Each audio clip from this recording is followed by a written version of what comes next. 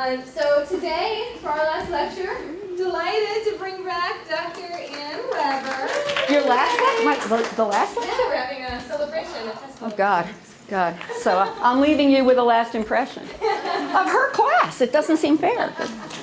I brought you in, right? What? So I brought you in. So You did bring me in, yes. I'm the show, yes. So we're doing our pet lecture today, and we have some guests with us. We have Gary, the goldfish. Gary the goldfish. Goldfish. All right, Gary, this is your moment. This is your moment. Gary, born for the silver screen. There we go. Got Gary? Got him? All right. Hey. We've got Simba, the kitty cat. The kitty. Over here. Oh, hold him up again, Candace. And turn around. For the camera. Okay. How old is Simba? He's 3. I missed 3. You don't Approximately. And then we've got my 2 dogs. This is Duffy. Duffy is about 7 or 8. We don't really know because he's a rescue. He has no top teeth, but he's pretty social. And this is Dilly, also known by the name of Princess. She's a rescue. She's about 10 years old. She's blind in her left eye. She's a little bit shy. So if she comes to you, that's great. But otherwise, if you reach for her, she won't do anything, but she will probably scoot away because she's a little bit timid. But. Who's this? Oh, and that is Tootsie. That is Desiree's dog. Where's Desiree? Oh, Tootsie. Adorable. I didn't bring pictures of mine. I figured I'd tell you enough about him in the course of the... And then we have a new edition, a last-minute edition, which is Jim the Ladybug. Oh, yeah. Are you sure Jim is a... Jim is right here. He's on the edge of her notebook. Are Jim you the sure? Ladybug was acquired just before class. Are you sure that ladybug is a Lord bug? She's calling around. Okay. Right, so, Take it away. you can cut the animals if you wish, and if you don't, then just ignore them. Yeah. Yeah. I don't mind sharing the stage of the room with animals. What will happen is that something cute will happen. Inevitably, something cute will happen. And people will go, oh, and then other people will go, oh, and other people will go, oh, and, and that's fine, okay? I won't go, people, but in fact, that's one of the things I want you to be aware of is that the very presence of the animals in the room, whether or not they come to you or you get a chance to look at them or touch them or anything like that, has already begun to change the environment here, okay? And one thing that happened so recently that I didn't get a chance to add it to my PowerPoint is I came across a study, the title which is Humans Are Wired to Respond to Animals. This is, of course, the mass media thing. I can circulate this later. I don't have this, but I don't have this on my PowerPoint. But the bottom line is that a study of a neuropsychology study of brain function found that when patients, seizure patients, looked at pictures of all kinds of things, objects, faces, human faces, and animals, cute animals or ugly animals, pets or predators. Their neurons in their amygdala began firing like crazy. The amygdala is part of the limbic system, so this is a little zoom-in, life-size limbic system that I almost stole from my neurologist and finally just asked him for, because he said, you're the only one who's ever looked at it. So I'll pass this around, and what you'll see is that it shows you, a sagittal view. What this curved structure over the top is called the hippocampus because it's of its curved shape. Hippocampus literally means seahorse. And at the under curve is this bulb, and that's called the amygdala. And there are two hippocampi, forks, and 2 amygdala. And amygdala means almond, because it's kind of almond shaped. Most things get named for what they look like because it's millennia before anybody knows what they do. The interesting thing is that only the right amygdala fired like crazy when people looked at pictures of animals. Now, the amygdala is arguably the oldest part of the limbic system, and the limbic system is arguably the oldest structure, or one of the oldest structures in the brain, evolutionarily speaking. And what that means is that it is highly relevant to us on the most basic biological and biochemical level to pay attention to notice, to respond to animals, non-human animals, okay? Irrespective of our purpose or our fear or anything else. So I'll just pass that around just so you can get an idea of what, it's really difficult to get an idea of what the limbic system looks like in the brain, because whenever you show people the cross-section, you don't see it, because, you see the base of it, but see no amygdala, can't, because you need the whole structure. But it's right in the center of the brain. This coating atop the cortex here, that's our thinking cap, and all the rest of it is basic wiring.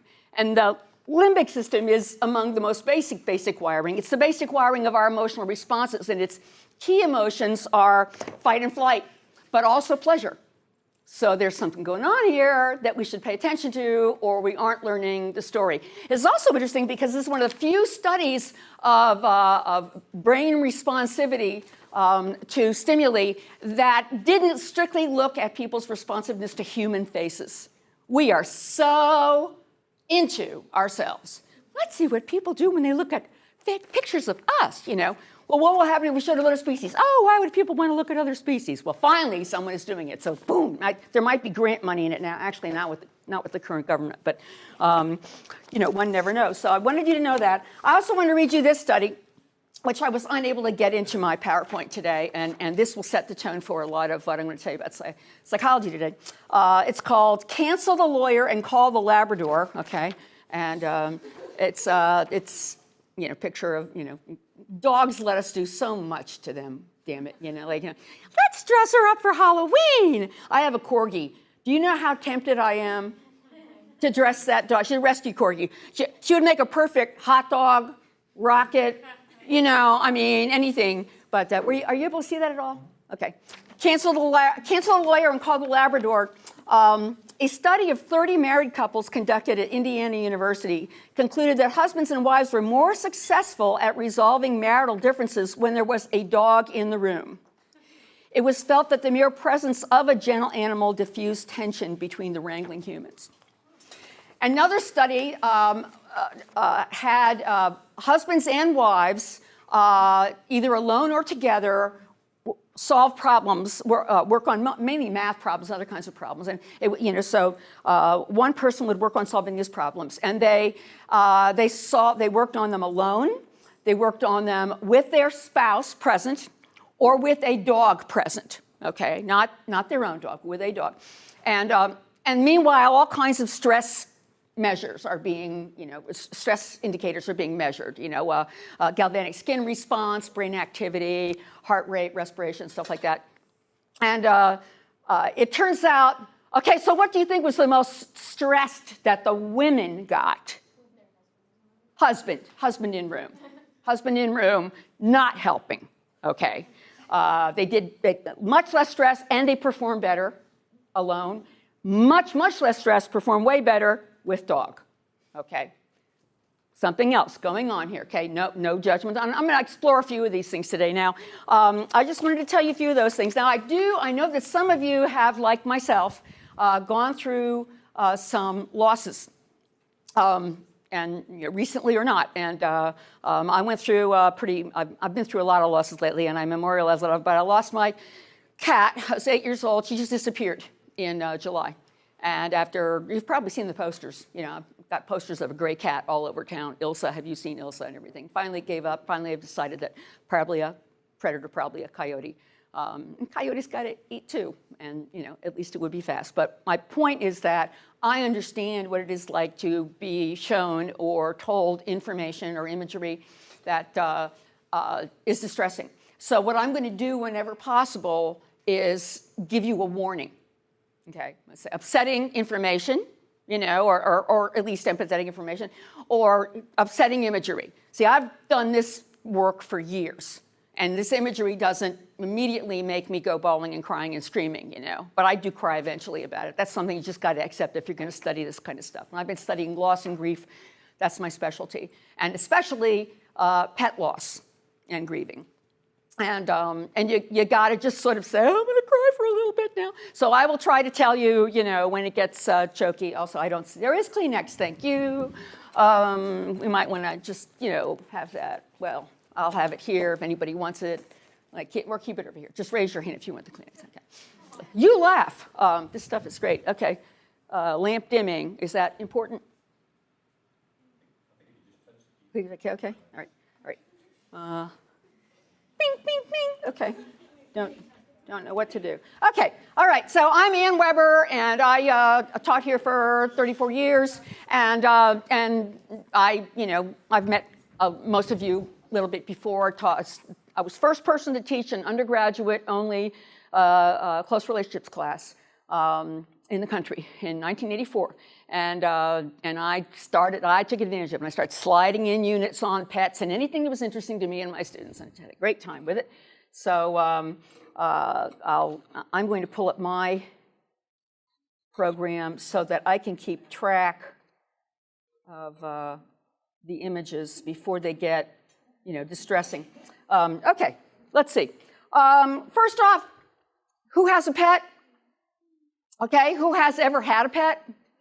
Okay, dog lovers, cat lovers, bipetuals, okay, meat eaters, don't be afraid, okay. You're wrong, but don't be afraid to say, Veggie heads are veggie head wannabes. What? Okay, easier than you think. I got recipes, okay. And non-humans are invited at any point to raise a paw, flipper, whatever you call it on a ladybug or a lord bug, and so on. So people and animals have evolved together. Our species is pretty damn new to this planet. Maybe modern human beings have lived the way that we, consider semi-normal, in social groupings and so on, and gatherings, and then much, much later, relying more and more on agriculture and communication, mass communication, for only about, 50 millennia. I mean, we're babies on this planet. The first dog-human connections probably began about 15,000 years ago, with the proto-dog being an evolutionary descendant of wolves. And there's some interesting new research now that says that it wasn't humans who domesticated wolves to create the dog. It was the dogs that domesticated themselves by sort of self-selecting. The dogs who weren't afraid of people had access to something that the scaredy cat dogs didn't have: garbage. One thing that makes people valuable to dogs: garbage. No one's got garbage like our species, man. So the dogs that hung out with the people, got close to the people, did better, lived longer, produced more offspring, begat more garbage and people-loving doggies, right? And so what we have today is a creature that resembles a wolf only very, basically. It turns out that for reasons we don't entirely understand genetically, when you select for tameness and non-fear of humans, friendliness, you end up with creatures that are less fearsome, have smaller teeth, have shorter muzzles, have curlier hair, have different kinds of fur, curled tails, patchier fur that look, for dogs, they look less and less like wolves. Cats, I mean, look at, what amazing about cats is, all kinds of breeds of cats, they're all pretty much the same size, which is another thing that we think gives them appeal to people, is that they're all roughly the size of a baby, and we're wired to go, oh, which is, So here's an interesting photo of a fairly recent finding: 7,000-year-old remains found in Siberia of a dog that ate humans' food. They were able to identify from some of the remnants there that the dog ate what the people ate. The dog was buried. The dog's body didn't just land in the pit. The dog was carefully laid and positioned on his right side. They've ascertained it was probably a male, and was buried with artifacts, and to all intents and purposes, as if people burying the dog believed that the dog had an afterlife and needed the same kinds of things that the people would need, because there were 5 human skeletons buried at the same layer with the dog. We've been together from the start. Yeah, I've got a lot of stuff on dogs in here because dogs have been researched more than any other companion animal, and and thus it's easier to convey it. But dogs have been domesticated for about 15,000 years, maybe longer. Cats maybe for about 9,000 years. Okay, so cats are closer to the wild, and they operate differently. Here's a Peruvian dog sarcophagus, circa about 1,000 years CE or AD, whichever initials you like. Here's the mummy inside the sarcophagus, okay? Animals were believed to have an afterlife, at least by that time, among some peoples. So we started out together. We evolved together. There are scientists, ethologists, anthropologists who argue that not only did dogs become dogs because of people, but people became people because of dogs. That we wouldn't be what we are if we didn't have not only domesticated animals and self-domesticating animals, but companion animals, very special kinds of companion animals. So what divided us? Competition for survival, hunting, consuming. Welcome to your video debut. We get cave paintings, and we're still not entirely sure what's going on with the cave paintings. Did people throw spears at them? Did people have an artistic impulse? But the cave paintings feature people and animals more than any other subject. A Gork of the Neanderthal cave didn't just go in there and do like a landscape, It's people and animals. We divided our roles, okay, so that we began to have animals that particularly helped us in traveling, okay, long distances, horses and proto-horses for traveling, for working, for lugging. Pretty much any animal that could carry any amount of weight was used to do that from the beginning of domestication. Of course, animals have long been our prey and our servants. We eat them. They're a portable food source, mainly as our food. So, we got a lot of, like I say, a lot of cave paintings that show that, people were demonstrating, maybe it was for instructive purposes, the use of a bow and arrow and spears and so on. This is a joke. I hope you see that. But the pursuit of animals as prey and as food continues to this day, although we are, imagine walking into a grocery store with a spear. Well, no, don't even imagine it. It's probably against the Homeland Security Act or something like that. Humans once believed that animal spirits would teach us and help us. And it is no accident or coincidence that a lot of peoples in various parts of the world to this day will celebrate and their beliefs, their religions, their transition rites with the accoutrements that look like animals. Antlers and masks and so on. But animals became more and more hunted things, used things for humans to use and eat. And as animals became things, we took them. These, by the way, are also cave paintings. This is pretty clever. Silhouette, hands on a cave. I mean, most of us don't even think of that when we're kids. Hey, that would be really cool, people did that. But of course, hands to me look like grabbing too. And of course, as animals became things, as we objectified and depersonalized animals, as animals became more like it and less like us, they became easier for us to take and use. Of course, things have no souls. We lost our spiritual connection and we were divided. This is a somewhat upsetting picture, but it's not one of the most upsetting ones, so I'll try to give you a warning. I just lost my connection. I once taught psychology of animals, and I did a unit one evening on elephants and preserving elephants in the wild and some distressing things that elephants have to cope with because they're being poached and destroyed and things like that. And I warned people that I was going to show some video footage that, it showed humans at our most brutal and showed some pretty rotten stuff happening to elephants and everything. I said, if anyone wants to leave or put your head down or whatever, perfectly fine. There's ways to get this information. And, at the end of the class, a woman came up to me and she said, I did not take this class to be upset. I said, boy, are you going to have a hard time with the liberal arts. One of the best ways to get educated is to expose yourself to something that you suspect at some point is going to upset you a little bit, whether it's your worldview or your emotions, because it sort of yanks you out. Let me go down here and see what's coming up. Okay. Agriculture by ancient humans, maybe starting about 10, 12,000 years ago, expanded the thingness of animals. So now animals are being corralled, maintained, cultivated, lugged from place to place, herded, and so on. But of course, that makes them more and more like things. Modern, quote, quote, domestication continues to process. Here's a cattle in a ranch. When you hear news about arguments between ranchers and other people, this is what ranchers do. They herd up cattle so that the cattle can be destroyed and eaten. Of course, that if they get damaged, this is not an upsetting picture, but it's an upsetting fact. This is a dairy cow, actually, not even raised initially for meat.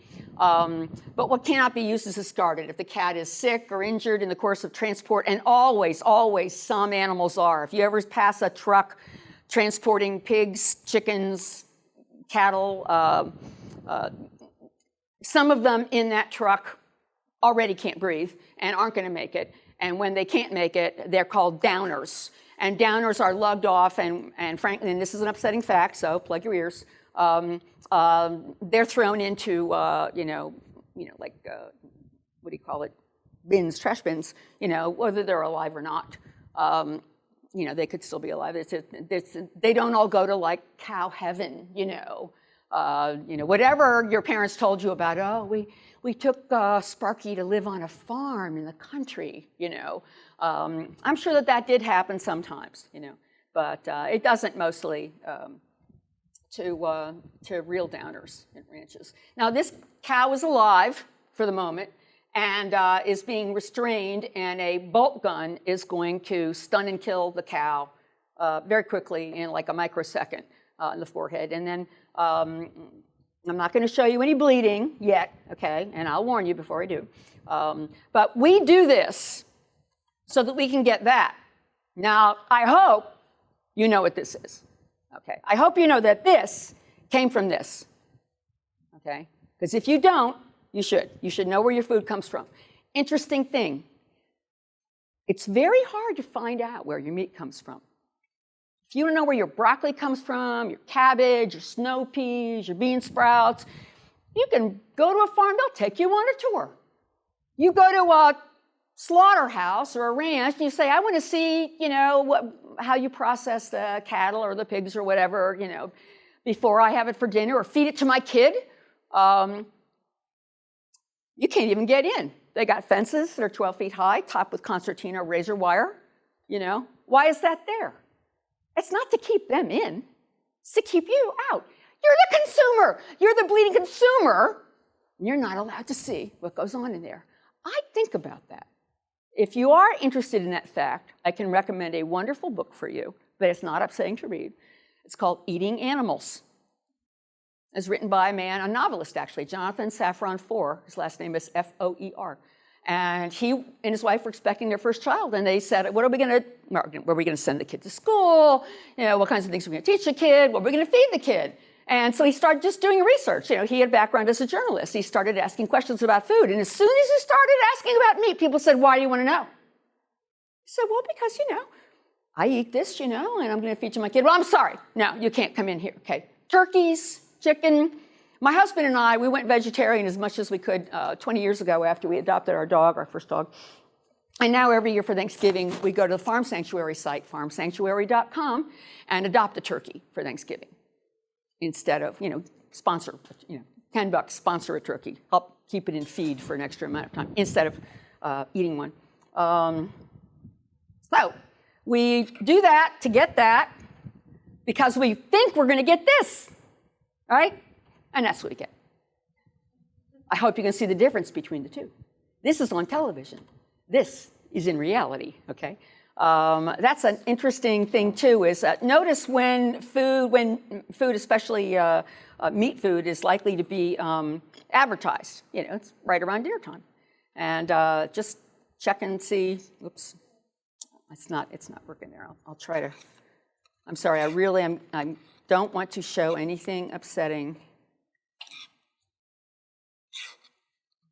This is my new Mac, and okay, there we go. Hamburger, hamburger, hamburger. Okay, good, all right, good. Oh, good, not upsetting yet, okay. Real Animal Spirits Do Live On in the Minds of Children, another wonderful book I recommend for you by a developmental psychologist called Why the Wild Things Are.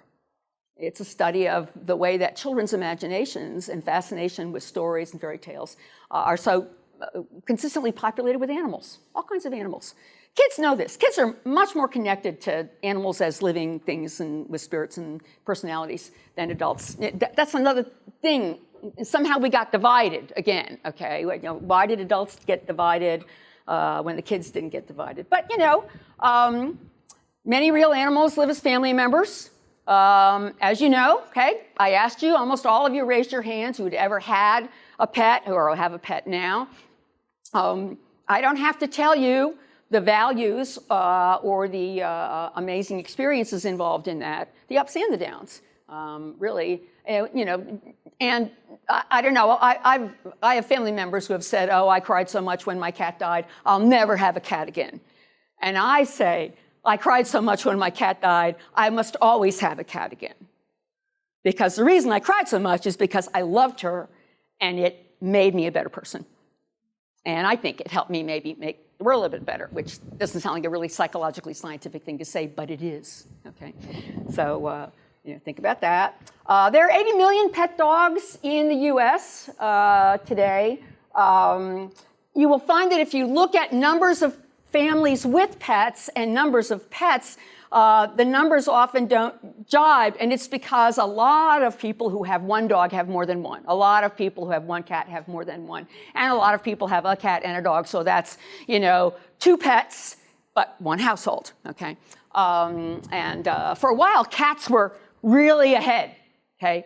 Because urbanization and singleization was making, you know, cats were so much easier to maintain than dogs. But dogs are ahead again. Dogs are ahead in the race. 80 million pet dogs in the U.S. As I mentioned, they've been domesticated for about 15,000 years. Here's one of our earliest bits of evidence, you know, possibly going to add to a photograph, cave wall painting. Modern dogs are companions. They are also warriors. Okay, this is a photo of my friend Sergeant Sandy Parker in Vietnam.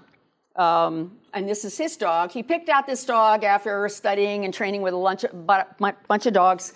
And then each soldier, each Marine was given a chance to, you know, pick the dog that he could work with as a sentry, as a scout dog, as a search dog, whatever.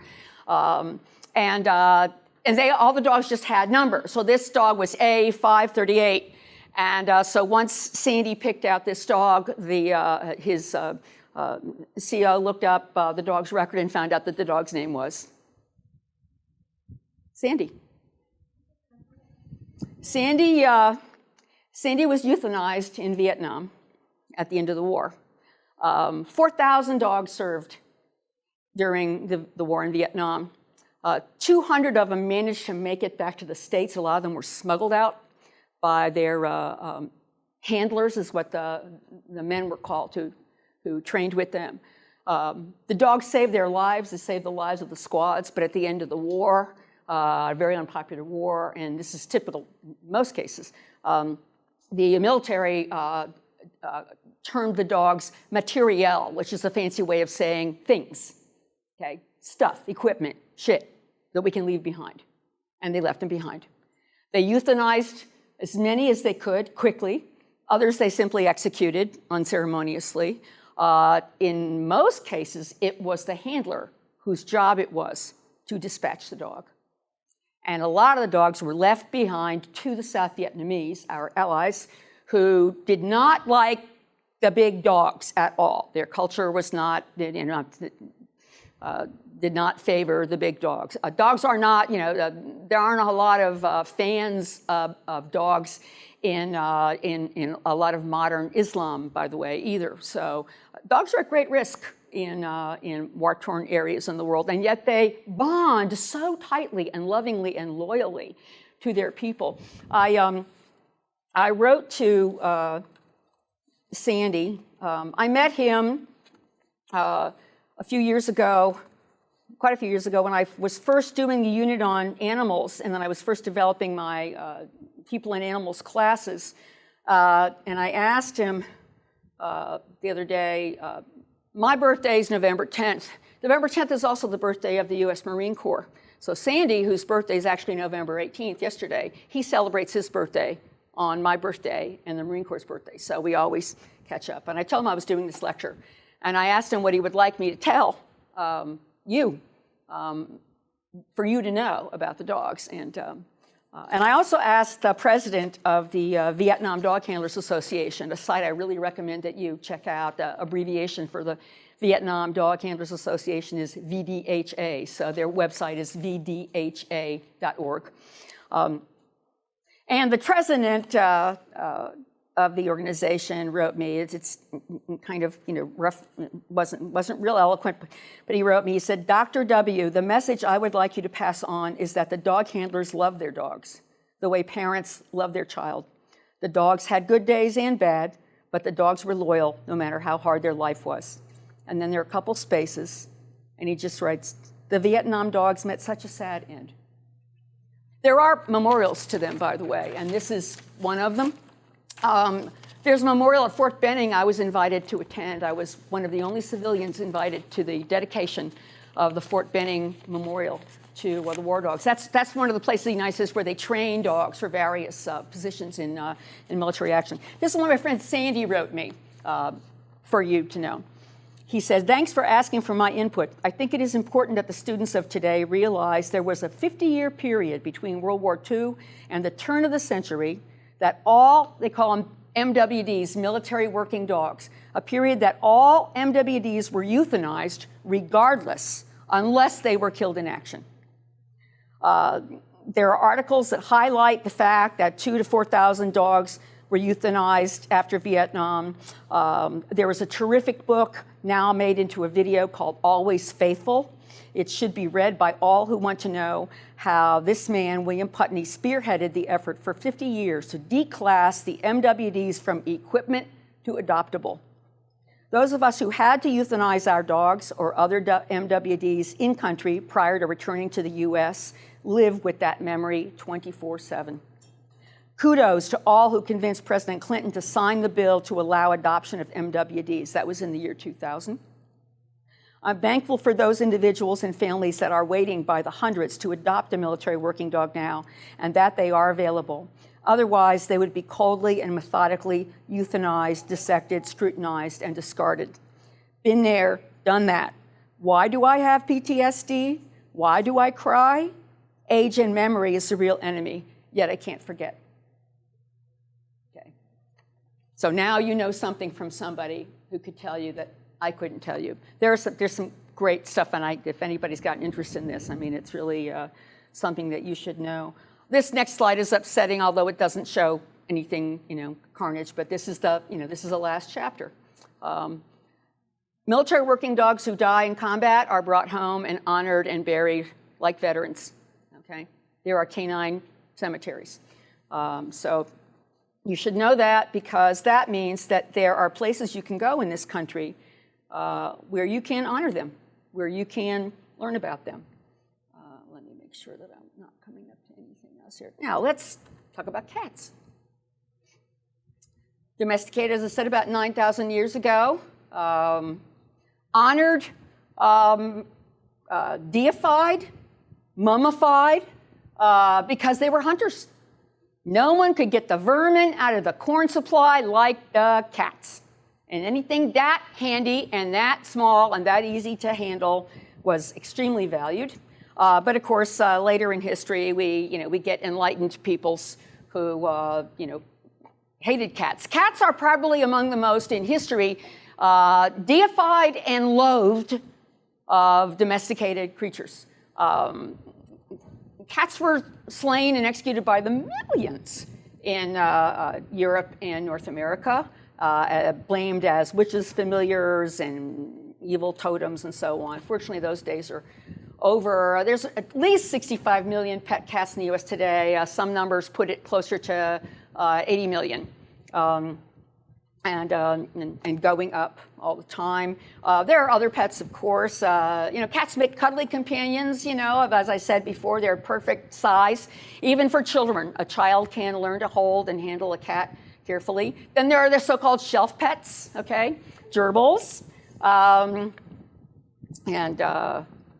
Breakdown in other pets, we have cats, 90 million. At the last time I did this, we had 90 million cats living as pets, 80 million dogs. Shelf pets or pocket pets, 13 million. Rabbits, guinea pigs, hamsters, gerbils. Fish, and counted by tanks, okay, so not individual, fish. 9 million birds, 8 million reptiles, 7 million ferrets. People have their preferred animals. Pet cemeteries are, there was once upon a time the first pet cemetery in the United States. You can still go there. It's enormous. It's in New York State, just outside New York City. My uncle runs one in Texas. Really? Wow! We decided to bury ours on our property, so we have memorial stones all over the place and little shade gardens and things like that. And people. People who get it, okay? People who get why you love and mourn your pet, okay, get it, and you don't need to explain anything to them. People who don't get it, you can't explain it, okay? So that makes this, easy to kind of move along too. This is my first cat, my first pet, Minerva.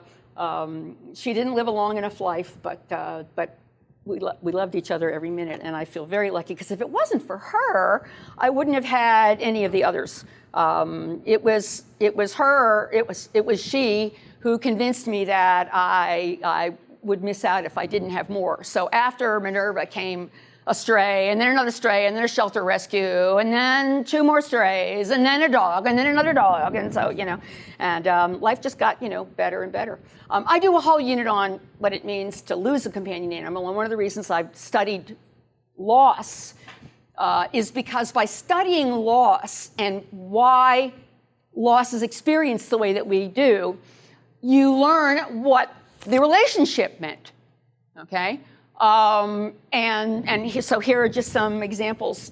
When we lose an animal companion, we lose access to their happiness.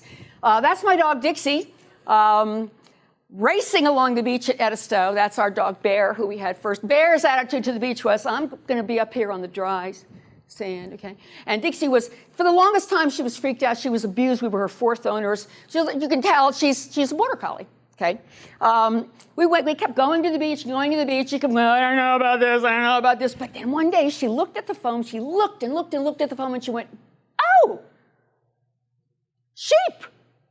And she began running out into the water and circling and hurting the foam. And so here she is going, just loving it. So the last 5 years of her life, when she was about 8 when we got her. She lived 7 more years, and we took her to therapy. We had training and all kinds of stuff and everything. But man, once she learned how to really play and wasn't afraid, and one day after an incident with another dog, when she got really growly, I sat down with her and I said, look, you're our dog. We're going to love you forever. It doesn't matter. Okay, you're not going to not be our dog anymore. And I know this is just me, but after that, it's like she got it, She stopped pushing us to the limit and everything. I have a sad thing to tell you about this. This is one of the last pictures I took of her because the next morning we went out for a walk on the beach, and after racing on the beach, she collapsed and died. She was 15. She was at her favorite place, doing her favorite thing, with her favorite people and her favorite dog. She thought Bear was a genius, Bear would push her around. Bear was just this big, Dixie was like this, and Dixie was like, wow, you're so smart. And Bear said, yes, I am. And she was just a damn great dog, So when you don't have that, there must be an easier way to sign into Blinken Mac every single time. Don't you love it how they tell you don't use a pet's name as your password? And everybody uses the pet's name as the password. I mean, it's just ridiculous. So, comfort is an amazing thing. After 9/11, it was discovered by some counselors who were trying to get to who were trying to help the families, especially the children of people who had died in the Trade Center collapse and the plane crashes, the kids just wouldn't talk. They were mute. They'd bring a dog into the room. Somebody got the bright idea to bring a dog in, not even a therapy dog. Suddenly the kids start talking to the dog. They're whispering things to the dog. They're talking about dad or mom to the dog, that it's absolutely unconditional comforting and acceptance. I mean, these people are not going to win any beauty contest prizes, but their dog thinks they're the most beautiful creatures in the world. Your dog doesn't say to you, woof, what did you eat last night? Man, would you go brush your teeth before you pet me this morning, Or that color is not your color, Your dog is happy to see you. Your cat cuddles with you. My cat purrs a particular purr. I have a brand new kitten, by the way, after we couldn't find our cat. After searching for several months, I went to the shelter and a little calico kitten picked me out. When I touch her purring changes qualitatively. It's a totally different sound. It's really interesting because it's not my imagination. It's unconditional love. Now, maybe there are people who say that's not love. They don't love you if you don't feed them. Your kids, on the other hand, right? They'll love you no matter what, even if you don't pay their tuition, blah, blah, blah, blah, blah, The loss of touch. Touch may be the most important physical, psychological experience involved in our relating to animals, especially companion animals, okay? They accept our touch. Who does that? I mean, what person could you walk up to and say, hi, so good to see you, miss you. Anyways, this is going on. Get off me, It's just, it's really, it's amazing, and the thing is, it's a lot of the people who benefit from the touch of an animal are people that nobody has touched in years. No one has touched these people, and it's really an astonishing opportunity. Why do we have pets, and why do we care about pets? Humans are, as far as we know, the only species to keep pets. Okay, Eddie Izzard, my favorite comedian, mentions this. He says, giraffes don't adopt gazelles. Gazelle. If you don't know who Eddie Izzard is, Izzard. Funny. Oh God. Anyway, one of the reasons we like pets, one of the reasons we find animals, especially baby animals, irresistible, is neoteny, Neoteny. Neoteny is the quality of retaining the features of infancy, okay? It's not, the word doesn't have to be capitalized. Neo, new, okay? Ten, having to do with the development, okay? The growth of that. It's retaining newness, retaining the features of infancy. Here's an example. Here's a sort of scale so you can see the difference between infants and adults, and how, in a way, all infants, especially all vertebrate infants, have these distinctive proportions. Okay, they have much larger heads compared to their bodies than they do in their adult form. Okay, much bigger eyes in their faces when they're little than they do when in their adult form, okay? They also have wobbly movements, they haven't mastered locomotion yet, and we find that cute. Oh, look, why do we want to be there for the first steps? I want to be there for the first paycheck, But now we want to be there for the first steps. Oh, they're so cute, they're just cute, amazing, first steps, So small bodies, large heads, large eyes, wobbling, okay? And it's possible to use this knowledge of the appealing power of neoteny. It's also sometimes called the cute response. You draw a picture with large head and little body and big eyes and wobbly, and people go, aw. It's called the cute response or the awe response. Okay, it's been studied by ethologists, so you can actually translate that to other kinds of things. Like that's one reason why a lot of pet adoption programs promote pet adoption by showing you the puppies and the kittens. We adopted our dog, our rescue corgi. She's 11 now. We got her 3 years ago when she was 8. She was on special because she was old and no one wanted her. People don't go in and adopt old animals. We said, give us that old dog. She's the best damn dog, too. We got really lucky. What's cuter than a puppy? A kitten. This is my kitten Ilsa. This is the cat who disappeared a few years ago. So I wanted to include this because we've had her since she was born, and you know, I'm just grateful for all those minutes. But I mean, is that cute or what? Is that cute or what? You know, it just I mean, you know, pick your species. You know, and most pets are also portable. You know, and we like that, you know, oh, don't go there, okay, you know, at least for a little while in their life, you know, before your Great Pyrenees became, you know, a major dog, you know, they're portable for a while. All infant vertebrates display these features of neoteny. Baby gorilla, see the big eyes, the bigger head, you know, the little pudgy fingers, you know. Even hatching alligators. I've always liked reptiles. I've liked reptiles all the time, and I joke is that explains some of my old boyfriends, but that's unfair. You know, always like when I was a kid, I wanted to be a herpetologist. I loved alligators and snakes, and you know, it just, you know, they've always been interesting to me. Baby salamanders, look at that, big eyes, big head, you know. Friendly aliens. Notice how cleverly E.T. was constructed to look alien and yet have neoteny. Do you think that's an accident? Too expensive to be an accident, okay? There are people who design aliens that look friendly and scary, okay? I was going to put in a bigger picture of the alien from Alien, you know, in the Sigourney Weaver movies. It's truly scary, but you know what also is scary, and I really should have included a picture of this in here because I used to do a unit on attraction. The opposite of neoteny is, you know, the narrow face, the face that is perfectly proportional, you know, small head compared to body, longer limbs, smoother movements, not smiling, eyes not wide open. In other words, fashion show, right? Not that I'm, you know, remotely a candidate, but you know, aliens and professional models. You know, slit models, just spooky aliens, okay. Animals as symbols, when we want to convey something that's otherwise difficult to kind of communicate, we might say, you know, clever as a fox, you know, wise as an owl. I mean, you know, these things weren't just made up by like animal simile conventions, you know. These have persisted in our language. Animal images are still persuasive. They sell things, okay? This is an ad for headlights, actually, so that you see what each one is. It's an animal in the headlights, okay?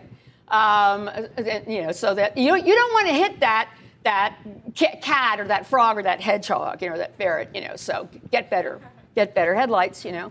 Of course, we use animal images to sell animal products and animal food. We even use animal images for things that, you know, are not only not for animals, but look kind of odd, but it also looks kind of cute. Doesn't it look kind of cute? Look at that fluffy dog with the big glasses. Yeah, what a good boy. Therapy animals, comforting people who are ill, mentally and physically. I used to visit a nursing home in South Asheville, and one time I went in with several different people who all brought pets of ours who weren't trained as therapy animals, but were very calm. And at that time, this would have been about 1995, our calmest animal was our cat Philip, who in fact looked just like this one, only he was a lighter tabby. Just like Simba, he was a gray tabby, and he was big and he was soft and fluffy, and he opened his mouth and his meow went, and he was this big guy. He walked like a boxer, you know, and then he went, it was very funny. Anyway, he was the gentlest of animals. And so I brought him in his carrier. And you know, some people were in the mood to meet animals and some people were not, you know, and most of the therapy animals that day, or the visiting animals that day, were dogs, you know, and I had the only cat, and I think somebody brought a bird. And so we just went from room to room, you know, with an assistant or an aide who then said, you know, we're visiting, would you like to get a visit from an animal? And sometimes people would say no, or sometimes they had a roommate who did, or we went to one room, and she said, now this gentleman won't be able to speak to you. He had a stroke about 6 months ago. He hasn't spoken a word since. But but he's very kind and he smiles, and I think we should try. So I went in with Philip, and I sat the cat carrier down, and I knelt before his wheelchair, and I said, we're bringing animals to visit the clients here, the residents in the home, and I brought my cat Philip, and I wondered if you would like to meet him. And he looked, and Philip immediately climbed up into his lap and pushed his head against the man's hand on the wheelchair, okay? And the man's fingers curled a little bit, and then he said, "Kitty, kitty." And the woman, the nurse, said, "Stay here, I got to call his family. He hasn't said a word in 6 months." Boom, and it's just something's firing in there, something's in there. It was just, and I didn't do anything. Philip made the connection. By the way, I named Philip after Phil Zimbardo, because when I adopted Philip the stray, I did. I was working on writing an intro psych book with Phil Zimbardo, and I told him, if we can catch this stray, and if after we get him neutered, if he decides to live with us, I'm naming him Philip. And he really is a Philip, and he looks just like this guy, just really cute as hell. Like Phil Zimbardo, who's just a big kitty cat, actually. I don't know if he would mind if I said that, because he's just a wonderful, wonderful guy. He's one of those people who you wonder, is he, he's so famous and he's so accomplished. Is he a jerk in real life? And the answer is no, he's just a great, terrific guy, So I got really lucky. Just want to see what's coming up here. Okay. The therapy animals. I think I already talked about military work. I don't know how that slide got left in there because I had an argument with my Mac this morning. Okay, cats as therapy animals. There we go. We did Tabby, just perfect. Therapy animals, of course. Also, you're aware of therapy animals as assistance animals. Okay, this gentleman here is Morris Frank, who was the first person in the United States to have what we call a seeing eye dog, and this is his first seeing eye dog, the first seeing eye dog in America, a female German Shepherd named Buddy, who was trained in Switzerland, and she was such a terrific dog. She lived with him and guided him everywhere for 11 years. He was only 20 when he completely lost his vision as a result of 2 accidents in a row. And he missed the independent life, and then he heard about this, that a lot of veterans from the war, after the First World War in Germany, were relying on dogs to guide them through cities and help them with tasks and things. And so he went to Switzerland, where this woman was training dogs to, taking dogs who had the best aptitude for this kind of assistance work and training them to be a little bit better, more obedient. And Buddy not only was able to do all kinds of things for Frank, like walk with him across a busy street with lots of people going, "Oh, dog, oh, dog," but also Buddy engaged in what they called positive disobedience. If it was dangerous to step into the street, even if Frank wanted to step into the street, Buddy would pull back because Buddy saw, a bus coming, stuff like that. So additional intelligence going on there. Therapy animals today are so common that there are many, many organizations. We don't even question their prevalence among us. One of the best known is the Delta Society, which creates connections between people and animals and trainers, hence the name Delta, because it's a 3-way relationship. And they don't have any of the prejudices or stigma against sicker, older human beings. This is Oscar. I bet you've heard about Oscar. He was quite the rage on YouTube for a while. The Death Watch cat. He was a resident cat in a nursing home. He had an uncanny ability to sense and visit any nursing home resident who was about to die. He would go in and sit on the end of the bed, and that person would usually peacefully die within the next 24 hours. It was like he knew this is where he needed to be, and he wasn't like trying to be a bummer or anything like that, But what happened was, because people watched Oscar's movements, they would go, "Oh, maybe we should keep an eye on Mr. So-and-so, in room 12," and that's what they would do. Children empathize with animals in a unique way. I've already talked about that a little bit. They accept us as we are. I originally developed this slide presentation for presentation to groups in the public. I didn't originally develop it as a class lecture. That's why I have a whole lot of PR in here, and a lot of common sense and a lot of imagery, because I'm talking to people who never went to college and aren't going to go to college, and you know, and I figured I started to take some of it out, and I thought, nah, it's nice. Who would mind extra photographs? Okay, you know, they go into stores. I love that. I love it. You know, I love sticking my cat in my handbag, running into the store to see which toy she wants. You know, this one. Oh, okay, great. You know. Oh, by the way, if you can't find the Sargent's brand sparkle balls in the pet aisle at Ingles, I bought them all. I bought 30 sparkle balls because they are favorite toy. But I have no idea where they are. I think they're all under the couch, or maybe they're a new layer in the crust of the earth or something like that. Yeah. A problem or an irony I do need you to think about as psychology students and beginning psychologists is that we are not, you know, all saps about animals. You know, most people eat animals. Most people eat animals. Most of us eat animals.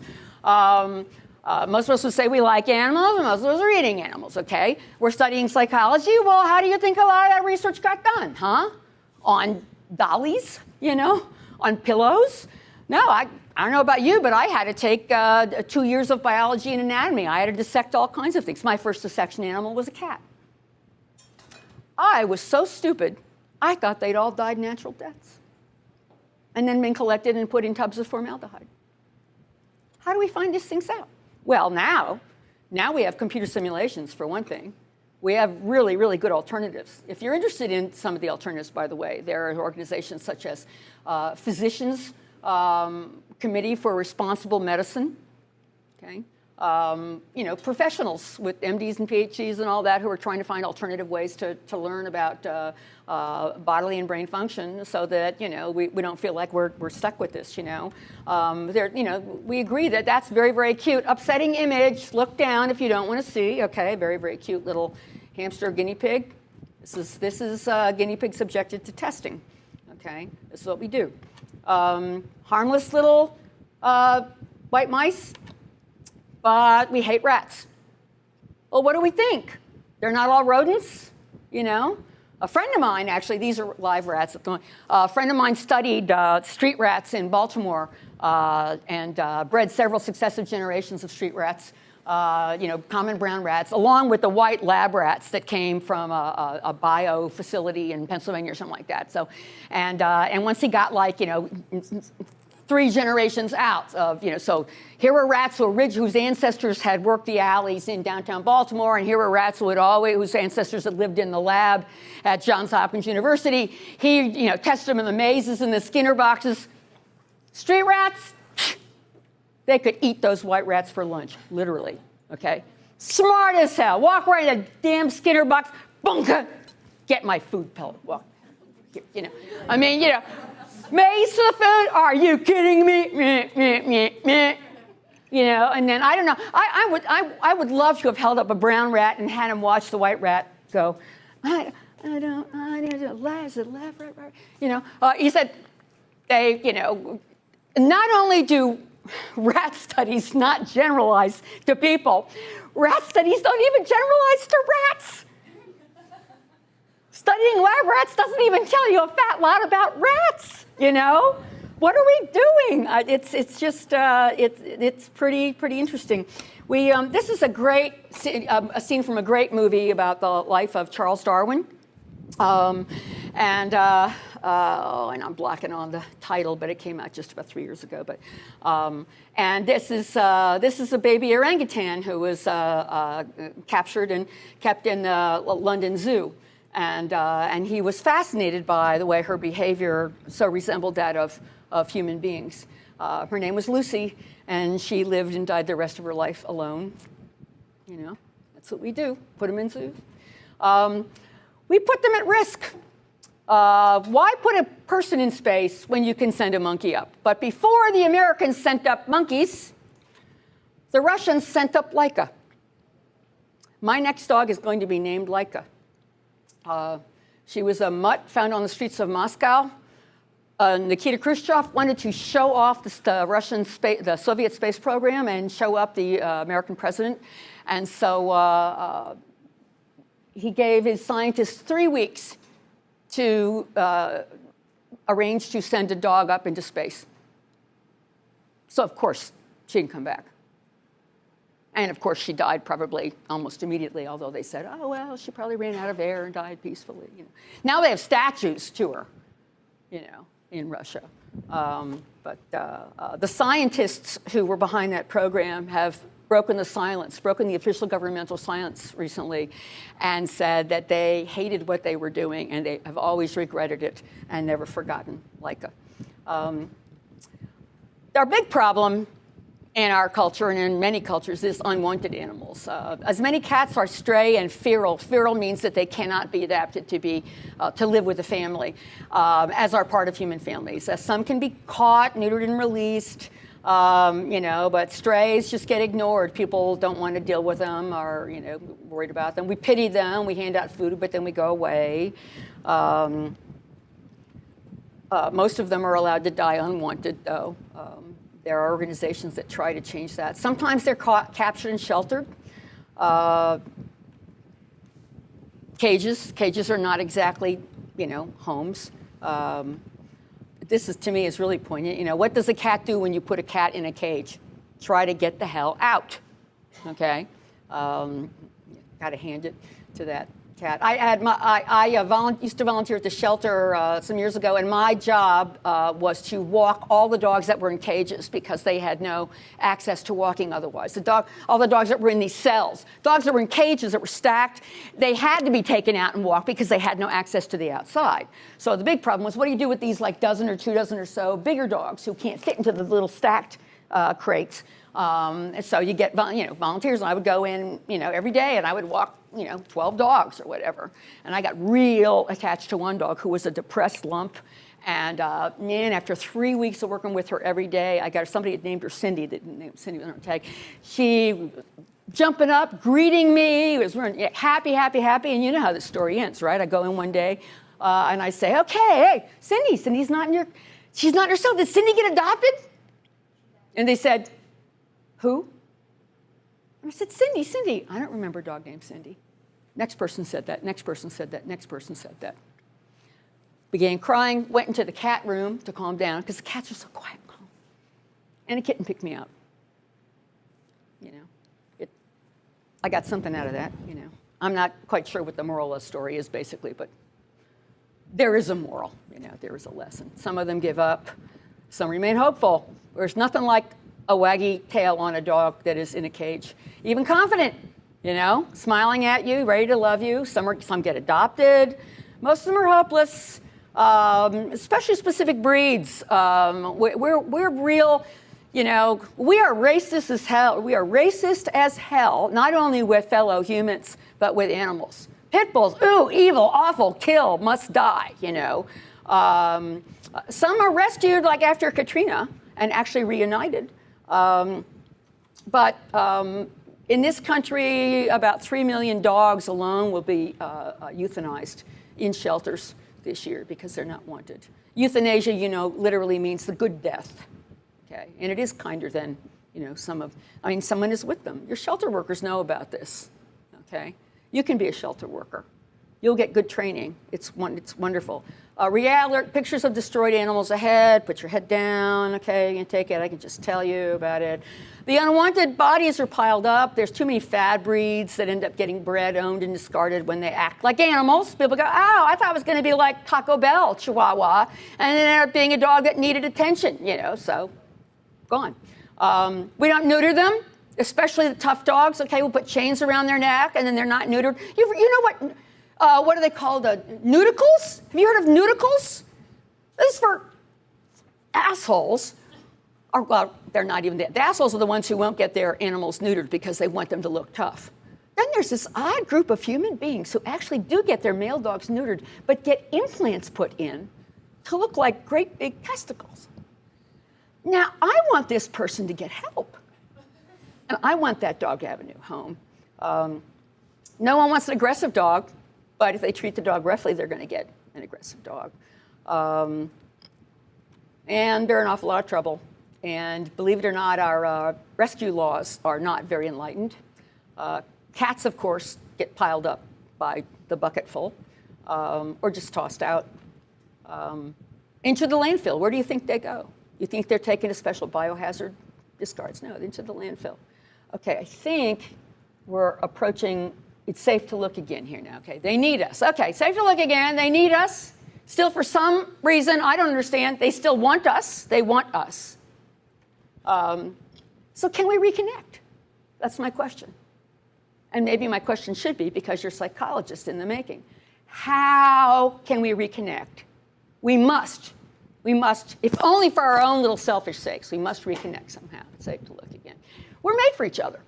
We're made for each other. It's the title of a book that basically gets into the biology of the human-animal bond. The biology of the human-animal bond basically is oxytocin. It's the hormone of lactation, nursing, nurturance, nurturing love, companionable love. You can stimulate oxytocin production and transmission in the brain by stroking someone. It stimulates oxytocin production both in your own brain and in the other person's brain. It's especially true for mammals. It's especially true for fur. We like we like to feel that fur, okay? It's really astonishing. You pet a dog or a cat for 10, 15 minutes, your blood pressure will go down, your heart rate will decrease, your oxygen level will increase, everything gets better. This is going to be one of the healthiest people leaving this room today, okay? Petting does it. You don't need a prescription. You know, it's like, I need to pet a dog for 15 minutes. Maybe we should. I know that sometimes now for exam weeks, a lot of universities are testing, having like cats and dogs hang around in the dorm or the student lounge so that you could take a break from studying and just go pet an animal. And it helps. It helps, should I have 3 glasses of beer or should I go pet a dog and then study? Ooh, I know, okay? So, think about that. The human condition is the need for contact, for touch. It's not accidental that we talk about something as being touching, or use the word touch in so many ways.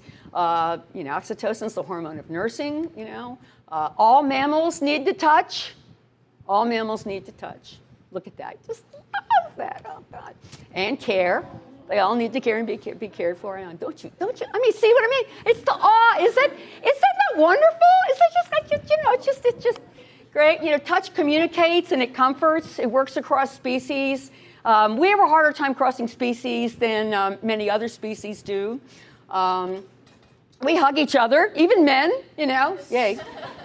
I don't know, I've done surveys about this and asked women to tell me some things you'll see men do that really, really turn you on. And one thing that comes up again and again and again is, I love it when men hug each other. The guys go, really? Yeah. We snuggle, snuggling feels great, we pet, we need to pet, I've already talked about that. We kiss, who's a good boy? Who's a good boy? We nuzzle, that's the nose. Pushing your nose. My new kitten, every morning she comes to my feet wherever I'm in, she just looks up and goes like that, holds her nose there, and she will not move until I touch her nose with my nose. I didn't teach her this. We lick, okay? You may not admit licking your pet, but your pet will lick you. This is a 9/11 firefighter and a search dog. Major, improvement. We trust. We trust. It's not too late. All right, here is the famous signing gorilla Coco with her pet kitten. We can still communicate. They're listening. They know how to listen. Washoe, the chimpanzee, learned to use symbols to speak. One of the most famous sets of studies of language in psychology. Alex, the parrot, who died just a few years ago, used speech. He didn't learn to use speech. He already spoke. So the convenient thing about that for his colleagues, his human colleagues, was that they were better able to understand how he was solving problems because he would be describing what he was doing when he would look for colors or look for numbers and things like that. I don't know if you've ever seen the video on YouTube of Nora, the piano-playing cat, but you need to write this down if you haven't. Nora, the piano-playing cat. Nora's owners are 2 music professors who have 2 or 3 pianos in their home. And Nora gets up and plays the piano. And I got to tell you, nothing I recognize, but she does it pretty well. Way, better than I would. They can still teach us about giving. This is the dog on the left, would not leave the dog on the right who had been injured in traffic and kept running out to get people's attention until somebody finally came and rescued them both. Yes, happy ending. Okay. We have so much to learn from animals. Why not reconnect with them? We can love, we can learn, we can coexist. Look at that. That's a polar bear and a dog. Polar bear and a dog. This is the famous playing polar bear. It was an early thaw in Ontario, and this guy who had his huskies tied up outside, his sled dogs tied up outside, in all the snow, saw a polar bear lumbering down toward his camp, and he went, "Oh my God, he's going to kill my dogs." And instead, the polar bear went, the dogs all, dancing and everything, moved around. They're all on chains, okay? And the dogs went, play bow, and the polar bear went. And they played and played for like an hour, and the polar bear came back every day for 2 weeks, exhausted every day, and then went back into hibernation. So when are we going to reconnect? When are we going to do it? Okay, they're waiting. And that's the end. And these are my honored pets. That's Minerva down there in the corner. It's not a good fit photo, but it's the one I use for my profile. So thank you. I think I'm right at time, but if anyone wants to hang around, I'll hang around. Yes. So the awe response, what chemical is that? Why does it make you feel so good? The awe response, is that The awe? It's probably the chemicals underlying it are probably dopamine, serotonin, and oxytocin. But the reason it feels good is because if it didn't feel good, we would step on them and they would die, and we wouldn't take care of our infants. In other words, not only have humans and other animals evolved so that the infant vertebrates are cute to adults who then do not kill them, okay? So the infants have a better chance of surviving.